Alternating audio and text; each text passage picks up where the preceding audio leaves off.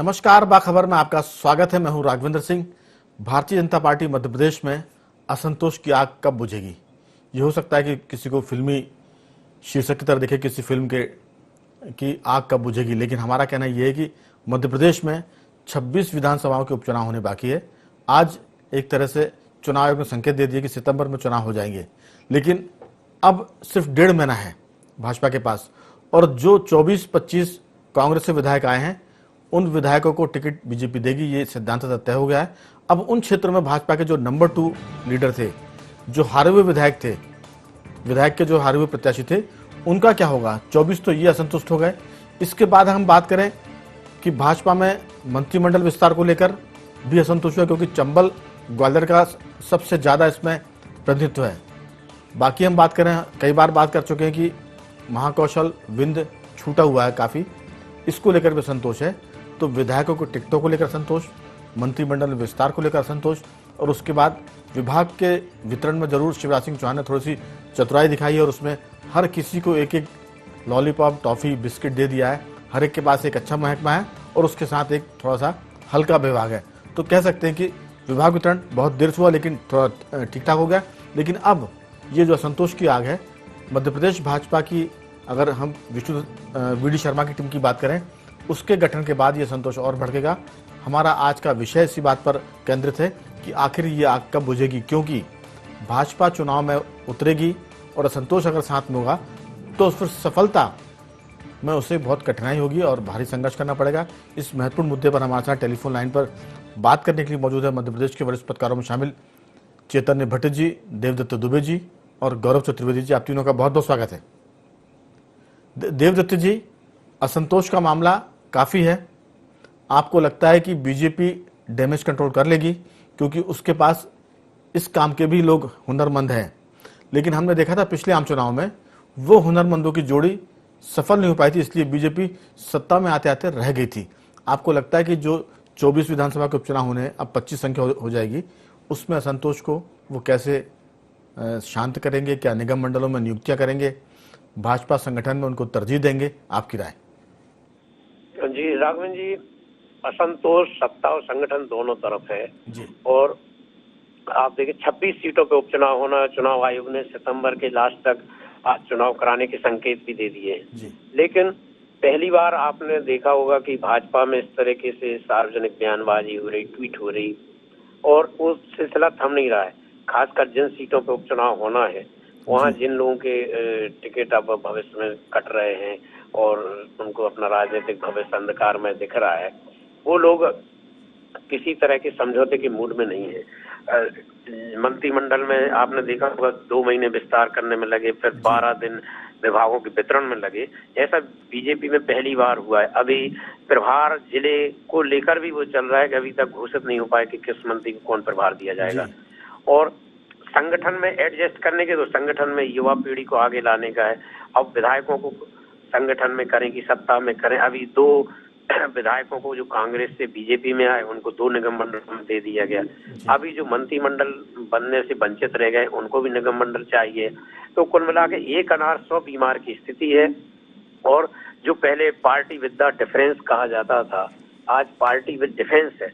आज मनाने में लोगों को पसीना आ रहा है। अब तो लोग हंसी मजाक में ये भी कहते हैं कि पार्टी का नाम बता दीजिए, भारतीय जनता कांग्रेस पार्टी, क्योंकि कांग्रेस कितने लोग इसमें आ चुके हैं कि अब वो बीजेपी का जो रंग है वो थोड़ा सा कम भले ना हो, लेकिन कांग्रेस का रंग भी उसमें दिखने लगा है। जी बिल्कुल, आपने सही कहा। उनने चुनाव चिन्ह भी सजाया है लोगों ने कि हाथ में कमल लेके चुनाव चिन्ह हो जाए और भारतीय जनता कांग्रेस पार्टी नाम हो जाए। तो ये स्थितियां इसलिए बनी है कि लगातार जो कांग्रेस से बीजेपी में लोग आ रहे हैं, और अभी भी संभावनाएं व्यक्त की जा रही हैं कि 2-4 विधायक, अब तो कोई भी कांग्रेस का विधायक बीजेपी के किसी ऐसे नेता से मिलता है जो सत्ता परिवर्तन में अपनी भूमिका अदा करता रहा है, तो उसके बाद यही लगता है कि ये कब आ रहा है। जैसे आज केपी सिंह नरोत्तम मिश्रा से मिले तो कयासों का दूर हुआ, फिर सिद्धार्थ कुशवाहा को लेके बात हुई, उसको भी बयान देना पड़ा। राहुल लोधी और तरवल लोधी की पहले ही कमलनाथ जी ने मुलाकात करके स्पष्ट किया कि नहीं, ये नहीं छोड़ रहे हैं पार्टी। तो अब कौन कब कहाँ चला जाए, कुछ कह नहीं सकते। भाजपा प्रदेश में सत्ता में है, केंद्र में सत्ता है, इसके बावजूद यदि असंतोष है तो आप अंदाजा लगा सकते हैं। वैसे लेकिन मैं राजनीतिक लौटता हूँ देवदत्त जी, दरअसल ये असंतोष इसलिए भी हो रहा है क्योंकि आप दूसरी पार्टी से लोगों को आयातित कर रहे हैं।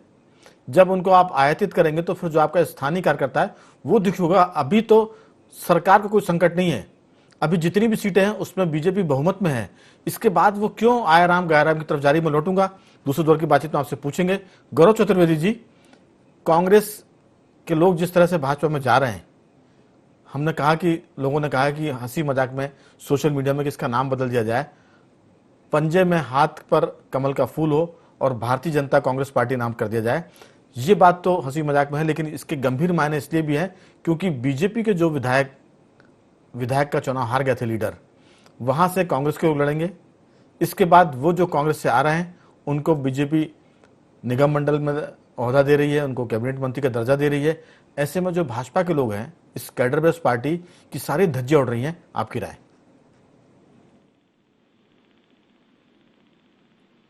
गौरव जी, मेरी आवाज सुन पा रहे हैं?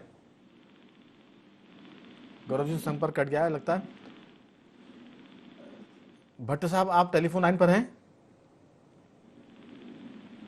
चैतन्य भट्ट जी, मेरी आवाज सुन पा रहे हैं? जी जी जी।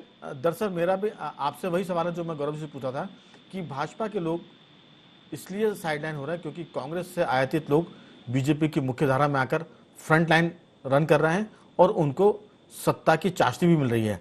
ऐसे में जो भाजपा का खांटी कार्यकर्ता जो कैडर है वो काफी असंतुष्ट है। आपको लगता है कि ये जो असंतोष की आग है, सितंबर में चुनाव के पहले बीजेपी निगम मंडलों में बड़े पैमाने पर अपने लोगों को नियुक्त करेगी ताकि असंतोष का एक तरह से शमन किया जाए? आपकी राय?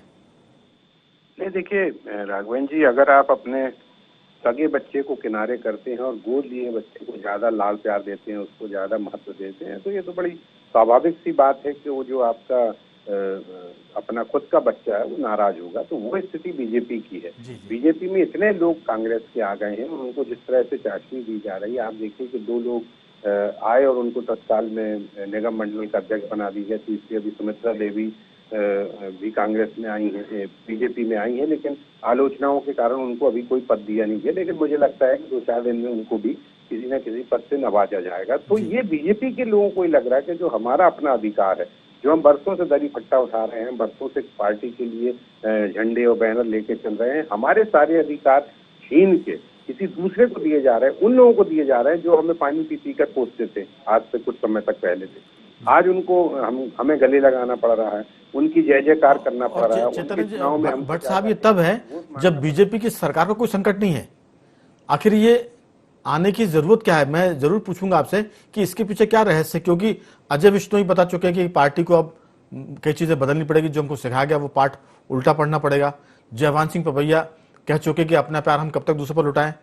रायसेन में पूर्व मंत्री गौरीशंकर शेजवार भाजपा की बैठकों में नहीं आ रहे हैं। तो ये लगता है कि अभी जो छोटी छोटी चिटपिटी है, ये छोटे छोटे जो बम है, बाद में चुनाव के वक्त कहीं धमाका ना हो जाए। ग्वालियर से जय सिंह की बात कर रहे हैं। जय सिंह जो है ग्वालियर के एक बड़े लीडर हैं, उनके भी कांग्रेस में जाने की बात चल रही है।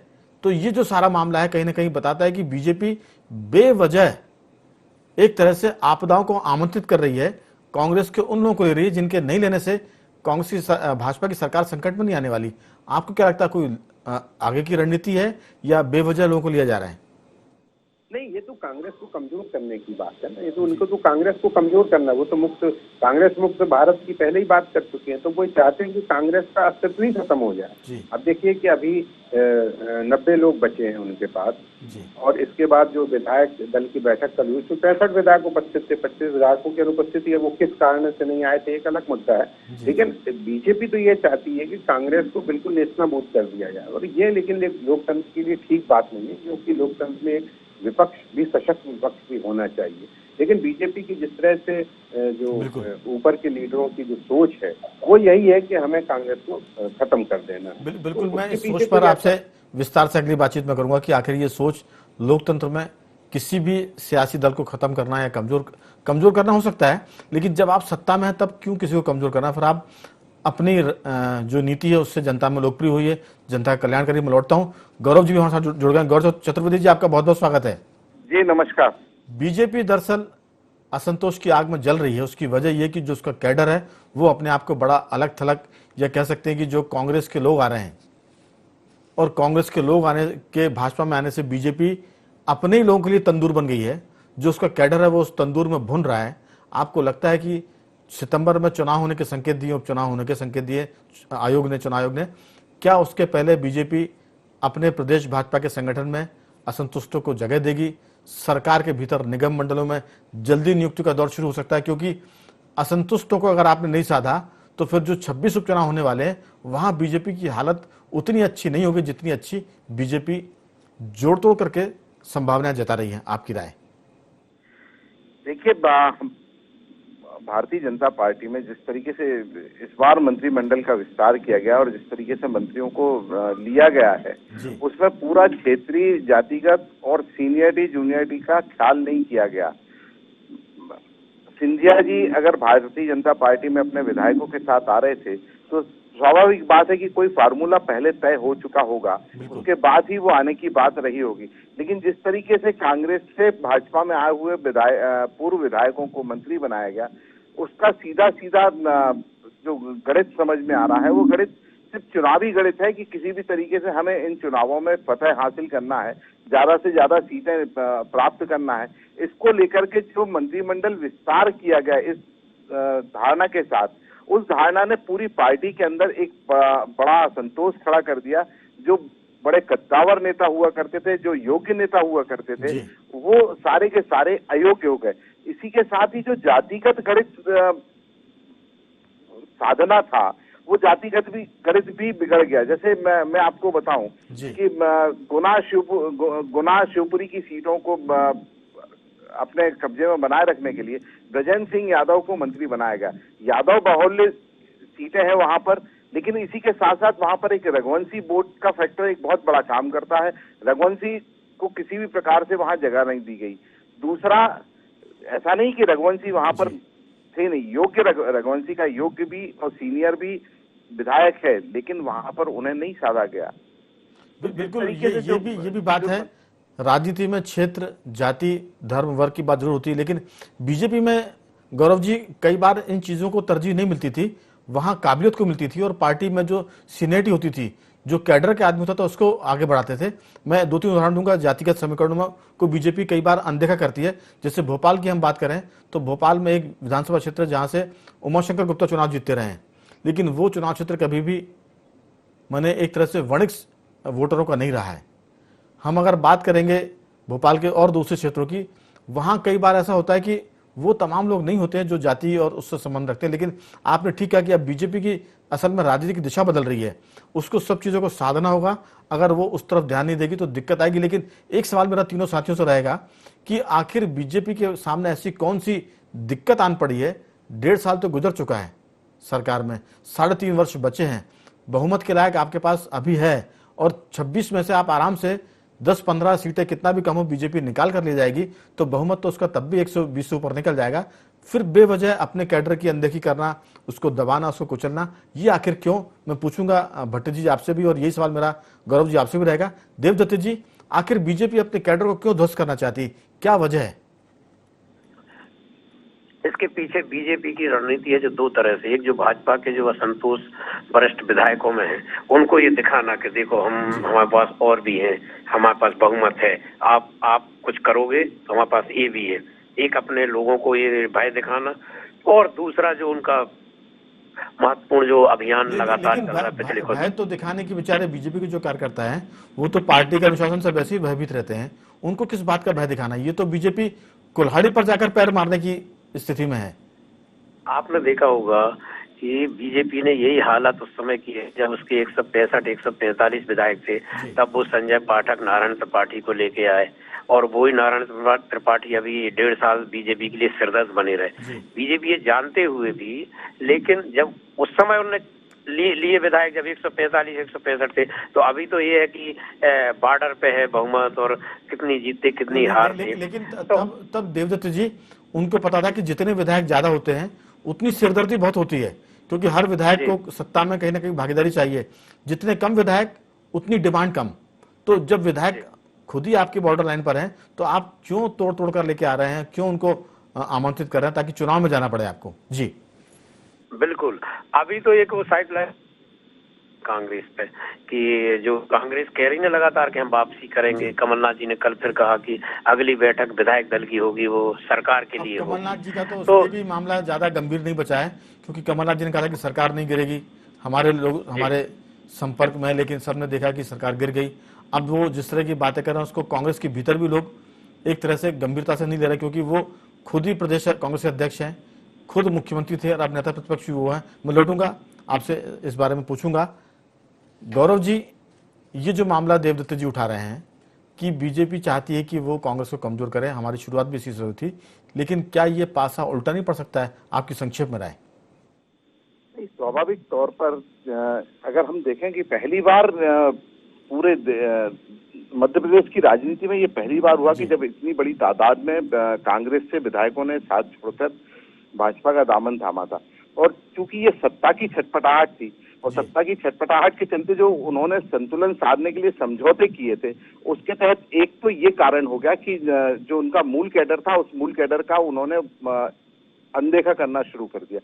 दूसरा, जो उसके बाद एक बड़े तरीके से हर 7 दिन 10 दिन के अंदर एक विधायक कांग्रेस से भाजपा के अंदर आ रहा है, उसके पीछे मैं एक वजह ये मानता हूं कि संभवतः भारतीय जनता पार्टी इस रणनीति पर काम कर रही है कि किसी भी प्रकार कांग्रेस के मॉरल को डाउन करके रखा जा सके चुनाव तक।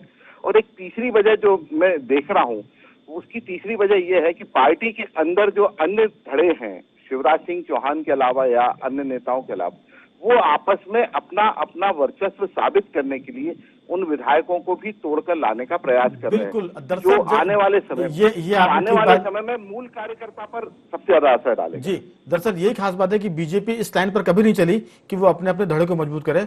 वहां पार्टी लाइन मजबूत होती थी और पार्टी जो तय करती थी उसको सब मानते थे, भले ही बैठक के भीतर लोग असहमत हो, लेकिन मानते फिर वही थे जो पार्टी तय करती थी। भट्टी जी, आपकी इसमें राय?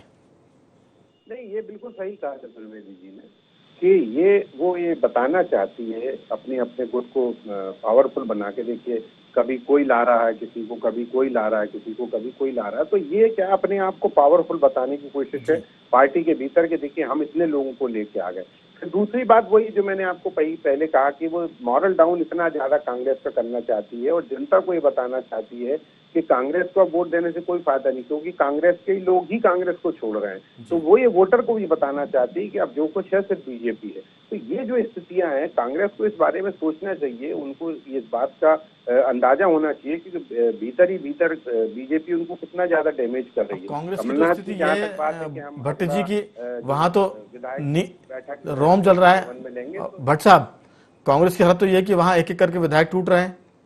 जब 22 विधायक गया तब भी चिंता नहीं हुई, एक एक कर रोज जा रहे हैं तब भी चिंता नहीं हो रही। जैसे वो एक पुराना किस्सा है कि रोम जल रहा था और नीरो बंसी बजा रहे थे, तो वहां तो अभी लगता है कि सब एक तरह से सावन के हरों को हरे हरा दिख रहा है पूरा। जी, की गलती है ना। आप अपने अगर घर को नहीं संभालोगे तो पड़ोसी तो आपके लिए बैठे ही है ना आपको कब्जा करने के लिए। तो ये तो इनको खुद संभालना चाहिए अपने लोगों को। अगर ये खुद नहीं संभाल पा रहे तो बीजेपी क्यों नहीं उनको गले लगाई? आज मान लीजिए कांग्रेस उस स्थिति में होती कि बीजेपी के लोग उसके यहाँ जाते तो फिर कौन से लोकतंत्र की और इस तरह की बातें करते। लेकिन हमारा मूल सवाल ये कि कांग्रेस और भाजपा में फर्क है। भट्ट साहब, कांग्रेस बहुत आम बात है ना, कांग्रेस और बीजेपी में फर्क। भाजपा कहती कि हम औरों जैसी पार्टी नहीं जो दूसरी पार्टियां हैं। फिर आप कांग्रेस की तरह काम करेंगे तो फिर आपके यहाँ कैडर नहीं बचेगा, आपके यहाँ गुटबाजी शुरू हो जाएगी, आपका जो पार्टी के प्रति समर्पित कार्यकर्ता है वो साइडलाइन हो जाएगा। तो फिर जो स्थिति कांग्रेस की है, गुटों में बटी कांग्रेस, वैसे भाजपा गुटों में बटी भाजपा। अगला सीन तो ये नजर आ रहा है। अभी चूंकि वो बहुत पावर में, इसलिए उनको इन सब बातों से कोई बड़ा फर्क नहीं पड़ता है। आप देखिए कि अजय विष्णु बहुत मुखर हुए थे, लेकिन मुझे लगता है कि वो पूरी तरह से शांत हो गए हैं, क्योंकि बीजेपी में अनुशासन का जो डंडा चलता है तो बड़े बड़े नेता किनारे हो जाते हैं। इसलिए उनको इस बात की कोई चिंता नहीं है कि कौन नाराज है कौन नहीं है। उनको लगता है कि हमारे पास बहुत से लोग हैं, अगर ये नाराज हो भी गए तो हमको कोई फर्क नहीं पड़ने वाला। बिल्कुल, लेकिन अजय विष्णु ही विधानसभा अध्यक्ष के दावेदार भी हैं। उनको लगा होगा कि ऐसा नहीं कि वो उस पर नुकसान उनको हो जाए। विधानसभा अध्यक्ष की फहरिस्त में वो सीनियरिटी में ऊपर आते हैं। लेकिन तीनों साथियों से मेरा एक सवाल है, जल्दी से उत्तर चाहूंगा। क्या मध्य प्रदेश आने वाले समय में जिस तरह से कांग्रेस के विधायक भाजपा में आ रहे हैं, बीजेपी के भीतर असंतोष है, क्या मध्यवर्ती चुनाव की तरफ जा रहे हैं? एक मुझे तो लगता ये भी है एंगल हो सकता है चुनाव होगा जी। क्योंकि अगर मान लीजिए 26 सीटों में से 10 या 12 भी अगर बीजेपी जीतती है जी। तो उसकी संख्या जो 119 120 के आसपास पहुंच जाएगी। 122 तो कमलनाथ के पास भी थे, वो भी उनकी भी सरकार गिर गई। तो ये जो तलवार की धार पे सरकार बनने वाली है, या तो फिर बहुत ज्यादा बहुमत पूरे 24 की 24 सीटें बीजेपी जीत जाए, वो संभव नहीं है, तो बात अलती है। लेकिन अगर 120 121 के आसपास होती है तो फिर इधर से उधर होने में ज्यादा वक्त नहीं लगेगा। बिल्कुल मेरा ऐसा सोचना है। और निश्चित तौर पे आगे चल के मध्यावधि चुनाव होगा, जैसे उमा भारती ने भी कहा है कि इससे बेहतर तो ये होता कि हम मध्यावधि चुनाव जी लेते और अपने एक सुदृढ़ बहुमत के साथ सरकार। बिल्कुल देवदत्त जी, क्या मध्य प्रदेश जो हालत है, सियासी हालत है मध्य प्रदेश के, क्या मध्यवर्ती चुनाव की तरफ जाने की संभावना दिख रही है आपको? अभी तत्काल में नहीं, लेकिन 6 महीने के बाद, साल भर के बाद, क्या लगता है आपको? बहुत संक्षेप में आपकी बिल्कुल ये जो आसार हैं, वो संकेत हैं, वो मध्यावधि चुनाव के भी हो सकते हैं। यदि दबाव बढ़ा किसी भी तरह का तो वो मध्यावधि चुनाव की सिफारिश करेंगे। और राघवन जी, एक बात मैं कहना चाहता हूँ, जिस तरह से अनुशासन और निष्ठा की दीवारें हिली हैं, तो मध्य प्रदेश में कभी यदि अच्छा जरफरात मुद्दा आया और कोई अच्छा नेतृत्व आया तो तीसरे दल की भी बुनियाद अब रखी जा रही है कि मध्य प्रदेश में कभी तीसरा दल खड़ा हो सकता है। जी गौरव जी, आपकी राय बहुत संक्षेप में 2-3 वाक्यों में, क्या मध्य प्रदेश मध्यवर्ती चुनाव तरफ जाएगा अगले 6 महीने साल भर में? राघवेंद्र जी, संभावनाओं पर विचार किया जा सकता है, लेकिन मुझे ऐसा लगता है कि जिस तरीके की बात अगर अभी कही कि सत्ता का जो गणित टूटने और बिखरने का रहेगा, उसमें चुनाव की संभावनाओं को देखा जाएगा। लेकिन मेरा मानना है कि इस जगह पर भी भारतीय जनता पार्टी कांग्रेस को कमजोर करने का ही प्रयास करेगी। अगर ऐसी कोई परिस्थितियां निर्मित होती हुई दिखाई भी देती हैं, जिस तरीके से वो कांग्रेस के विधायकों को तोड़कर भारतीय जनता पार्टी में ला रहे हैं, तो मुझे तो नहीं लगता है कि आने वाले समय में कोई मध्यावधि चुनाव को लेकर के भारतीय जनता पार्टी कदम उठाए। बिल्कुल। चलिए, आप तीनों मेहमानों का बहुत बहुत धन्यवाद किया आपने चर्चा में से। लेकिन एक चीज और मैं पूछूंगा, क्या सितंबर में उपचुनाव हो सकते हैं? क्योंकि कोरोना तब बिल्कुल चरम पर होगा, पीक पर होगा। गौरव जी, आयोग ने जरूर अनाउंस किया है देखिए, चुनाव आयोग ने जो बात बहुत संक्षेप में 2-3 वाक्यों में, प्लीज, समय नहीं बचा। चुनाव आयोग ने जो बात कही है वो संवैधानिक नियम है उसके तहत कही है। लेकिन प्रदेश में अगर ऐसी स्थिति निर्मित होती दिखाई देती है कि चुनाव नहीं कराए जाए, तो हो सकता है कि इन चुनावों को टाला भी जाए। भट्टी जी, आपकी राय क्या? अगर कोरोना चरम पर रहा तो चुनाव टल जाएंगे? चलिए, संपर्क उनसे कट गया। देवदत्त जी, आपकी इस पर कोई टिप्पणी? बिल्कुल, यदि 31 जुलाई तक जो कलेक्टरों की रिपोर्ट मांगी गई है, यदि वो ठीक नहीं आ रही, जैसा कि बढ़ रहा है लगातार कोरोना, तो चुनाव टल भी सकते हैं। संवैधानिक मामला, इसलिए आयोग ने इस बात की घोषणा की कि चुनाव कराएंगे, लेकिन कोरोना पीक पर होगा तब चुनाव कराएंगे कि नहीं कराएंगे, उस वक्त होगा। लेकिन संभावनाएं कम लगती है। उम्मीद करते हैं कि चुनाव हो और संवैधानिक स्थितियां मजबूत हो। बाखबर के इस रंग को समेटते हैं और आते हैं बाखबर के अंतिम रंग की तरफ। आज हम आपसे बात करेंगे, दरअसल कोरोना के चलते सबकी दिनचर्या बिगड़ गई है। दिन रात लोग घरों में हैं, नींद भी बहुत पूरी हो रही है, आराम भी बहुत हो रहा है। ऐसे में नींद भी लोगों की डिस्टर्ब हो गई है। आज हम इसी पर बात करेंगे। दरअसल संतुलित आहार के जरिए आप नींद को नियंत्रित कर सकते हैं, क्योंकि कोरोना के चलते आपके पास ये एक मौका है अपने आप को ठीक करने का। दरअसल कोरोना वायरस की महामारी जो है वो नींद में खलल पैदा करती है। इसके लिए खान पान बेहतर करना ही एकमात्र इसका उपाय है। दवाओं की तरफ नहीं जाना चाहिए। अक्सर लोग कहते हैं कि सोते समय एक गिलास गर्म दूध पीना फायदेमंद होता है। यह बात काफी हद तक सच भी है। शोध में यह साबित हो चुका है कि अच्छी नींद लेने के लिए सोते समय एक गिलास गर्म दूध पीने से शरीर में कई तरह का फायदा होता है। केला एक ऐसा फल है जिसमें मौजूद पोषक तत्व नींद लाने में सहायक होते हैं। कार्बोहाइड्रेट आपको ऊर्जावान बनाए रखने में मदद तो करता ही है, लेकिन वो नींद लाने में भी एक तरह से सहायक की भूमिका अदा करता है। नींद प्रेरित पोषक तत्वों से भरपूर पालक भी अनिद्रा को दूर करती है। वो नींद नहीं आने वालों के लिए फायदेमंद होती है। इसमें ट्रिप्टोफान का एक बहुत अच्छा स्रोत है। इसके साथ ही folate, magnesium, vitamin B6, vitamin C इसका एक उत्कृष्ट स्रोत है। ये सभी कारक सेरोटोनिन को संश्लेषित करते हैं और पालक में ग्लूटामाइन भी होता है जो अच्छी नींद का प्रमुख कारक है। बादाम नींद को बढ़ावा देने वाला हार्मोन पैदा करती है। इसके लिए अच्छी नींद लेने में भी ये मदद करता है। अच्छी नींद लेने में हर्ब्स आपके लिए काफ़ी फायदेमंद साबित होते हैं और ये शरीर में आराम के साथ साथ तनाव को दूर करते हैं। चाय कॉफ़ी पीना जो लोग पसंद करते हैं उनके लिए नींद में ऐसा मुश्किल होगा, वो इससे बचें तो ज़्यादा बेहतर है। बाखबर में आज सिर्फ इतना ही था। कल किसी और मुद्दे पर आपसे बात करेंगे। तब तक बने रहिए हमारे साथ और देखते रहिए IND24।